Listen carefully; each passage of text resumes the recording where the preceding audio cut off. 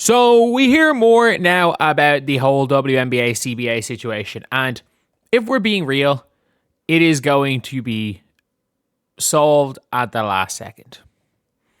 No ifs, ands, or buts about it. It will be the last second that anything is done. Nothing will be done until the very last second. So if you guys are expecting anything major, don't. It will all be the very, very last second. So, that's probably the reality of the whole thing, is that it's going to be done sometime now because we have a date. So it says here, the WNBA told the WNBPA and its teams today that a term sheet for a new CBA ought to be completed by 10th of March for the 2026 season to not be impacted. Okay, we have a date. That is 2 weeks. That is 2 weeks we have till it's going to be, till we know. So there's no more questions about it. Realistically, 2 weeks, it's going to be delay or lockout or strike. We know it's 2 weeks. At least there's no more speculation of what date things need to be done by. I actually thought things need to be probably done by March the 1st. Turns out it's March 10th, which is a little bit longer. But it does seem like in general, we have a date. One thing that really annoyed me is that it says here 50 WNBA players met with league staff. And I hope that this is just, again, 50 players on a call on mute, because you better believe if it's 50 players not on mute, it's going to be Natasha Cloud arguing. And we heard from Courtney Williams being like, oh yeah, we all spoke. And it's like, what the fuck is 50 people going to help? Like, it actually is not going to help. And I hope this isn't like the All-Star meeting where 50 people decide to speak. At the end of the day, I don't think people realize that it is a case. This is how these situations are working. The players have to put forward a proposal that the good owners will be able to convince the bad owners to take. Because there are a lot of owners I think would have gladly taken the players at 30%. A lot of owners would have taken the players at 30%. Because at the end of the day, a lot of these owners are trying to know that they're kind of screwed if there's no season. But some of these owners, and not only owners, the shareholders, the literal shareholders, because I don't think what people realize is that a lot of the shareholders, there are shareholders that want the league to be done. Like these minor shareholders, some of them just want the league to be done. So yeah, it is what it is. It is what it is. But at the end of the day, I think that having a date helps things. I think having a date for the CBA and having a date that if nothing is hit by that date, it's GG's. Like, I think it's important. It is important because we all know kind of how annoying all of this situation has been. I think there's another way of really saying it better than that. Like, the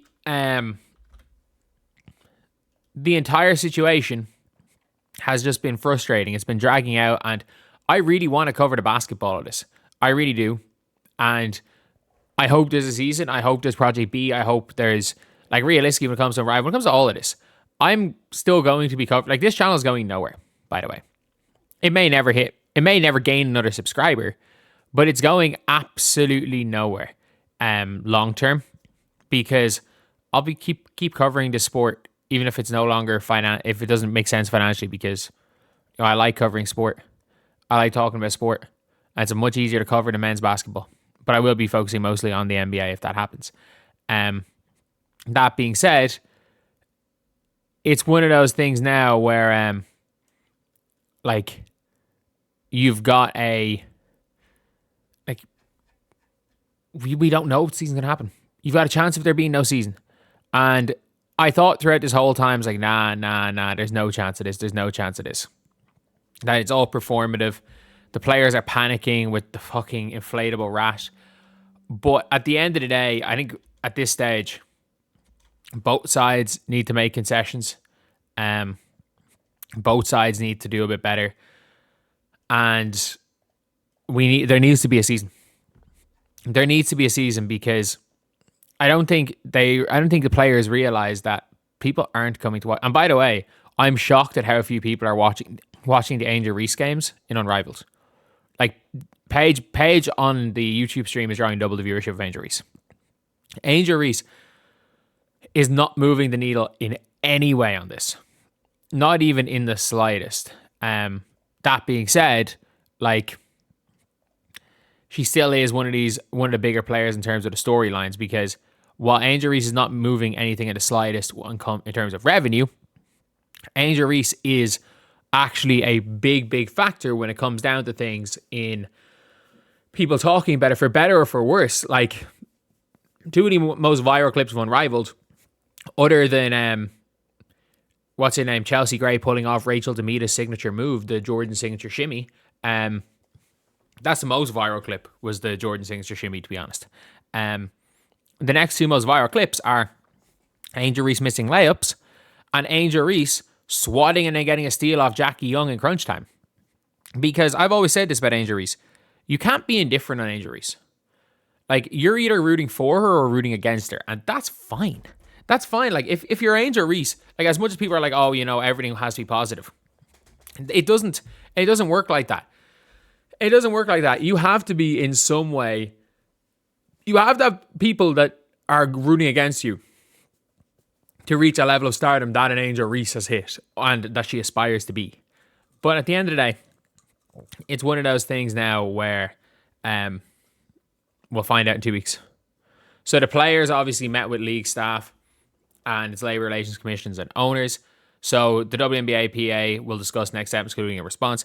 So my guess is that obviously they had a meeting, because the players obviously weren't budging on any sort of they weren't budging when it came down to the revenue split.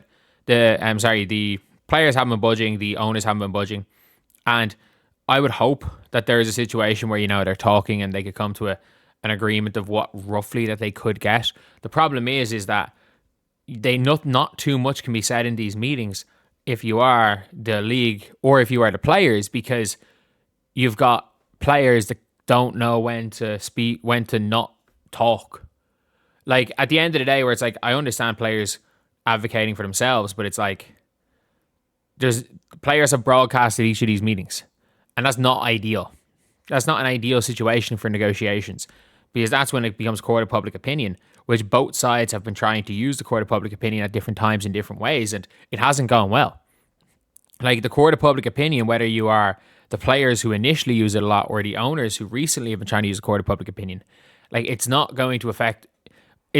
on either side affected the CBA talk in a positive way. Like, at this stage, the players need to put forward a proposal, and the hope is that the players, like, I think if the players say 22%, if the players say 20% of gross rev, or an equivalent of 20% gross rev, 80% net rev, which might be equivalent of 20% gross rev. If they get the equivalent of 20% gross rev and they get the ability to, and with set salary cap increases year on year, with an opt-out period after a certain amount of years, and then if there is sustained growth, then they can they can realistically demand gross rev then, and be in a much better position to get gross rev.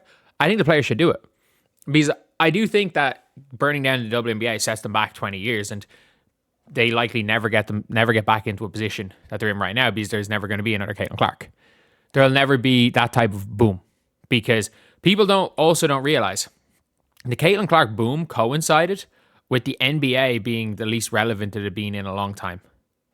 Denver had just won the championship.